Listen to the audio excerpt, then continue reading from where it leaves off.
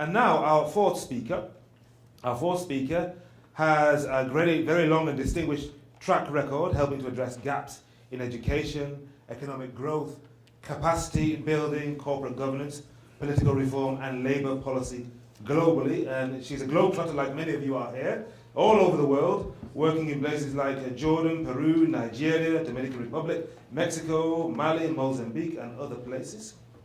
And we're looking forward to hearing what she has to say. And once our fourth speaker has finished her address, then you will get the chance to talk to them, to ask them questions, fire through your own ideas and solutions.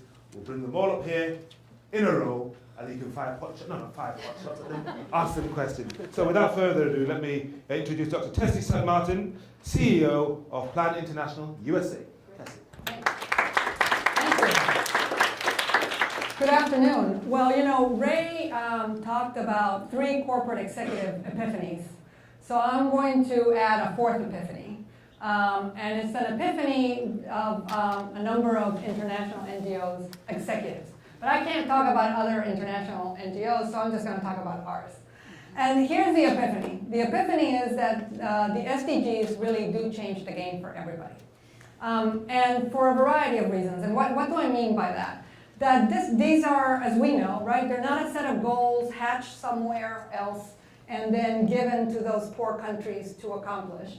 There are a set of goals that the world has committed to, that have been vetted, discussed, embraced, and there is a global commitment, right, that governments have made to their citizens, that governments have made to each other.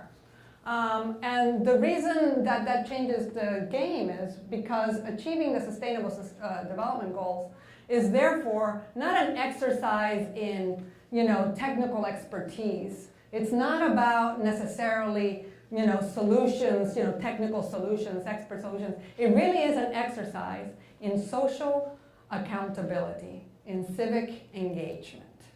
And what does that mean for an international NGO, a grassroots-oriented NGO like Plan? Well, it means a lot, right? Because and take, for example, in the context of our worldwide campaign, Because I'm a Girl, that has been focused for the last, 5 years on getting girls to go and stay in school. So the purpose of that, in the context of trying to achieve that purpose, right?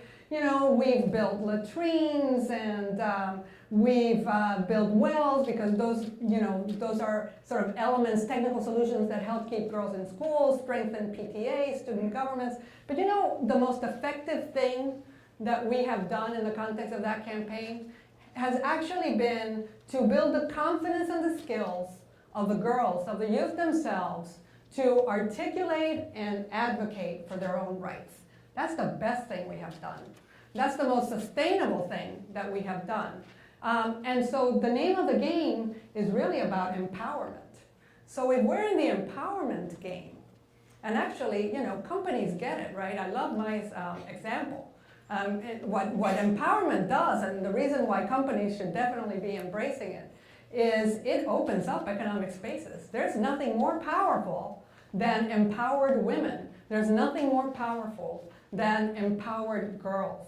But what does that mean then for an organization? Well, if it's about empowerment, then it means that it's not your agenda that is leading, it's their agenda. You're accompanying, you're supporting, but you're not leading. You have to be willing to cede the stage to somebody else, to their ideas and what they want to do. You're there accompanying. You're there supporting, you're there building capacity, supporting with networks, information, and so on. But it's not your agenda, it's theirs. And that requires a certain amount of humility. I would also say that one of the things that we have found out at Plan is that it requires that we begin to transform ourselves from top to bottom, right? We need to be able, if we're really sincere about empowerment of girls, we have to begin to transform our governance, letting youth and girls have a voice in strategy, in investment decisions. And for example, in Plan in the US, we have 2 young women that are part of our board. So that takes a lot of adapting. Of our board of directors has had to learn a lot about what it means to create safe spaces and great spaces for young people to participate effectively. It means a new set of skills in our staff.